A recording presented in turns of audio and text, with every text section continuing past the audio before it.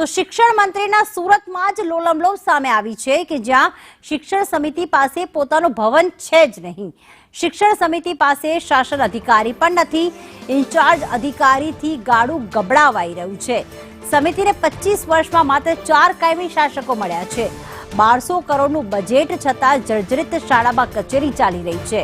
તો વડી કચેરીના બિલ્ડિંગના બીયુ અને એનઓસી અંગે પણ શંકા ઉપજાવી રહી છે.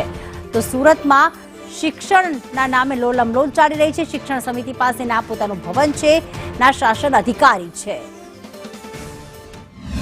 નગર પ્રાથમિક શિક્ષણ સમિતિનું બજેટ 1200 કરોડને પાર પહોંચ્યું છે. 1,91,487 બાળકો અભ્યાસ કરે છે, એટલે કે એક બાળક દીઠ 50,000 રૂપિયાનો ખર્ચ થવા જઈ રહ્યો છે.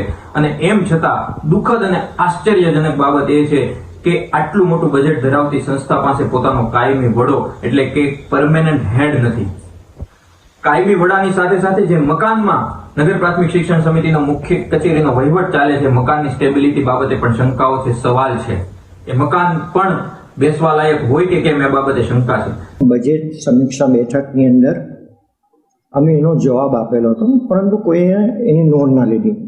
સ્વાતિબેને કહ્યું હતું કે અમે ઓલરેડી એની ફાઇલ મૂકી દીધી છે અને ચર્ચા વિચારણાના અંતે બજેટમાં એ લઈને સુરત મહાનગરપાલિકા બજેટમાં આ વસ્તુ લઈને ઝડપી કામ ભવન માટે કરવામાં આવશે. હાલ ભવન જે જર્જરિત છે એની પણ અમે નોંધ લઈને ટૂંક જ સમયમાં ટેમ્પરરી શિફ્ટિંગ અમે કતારગામ બાજુ કરી રહ્યા છે.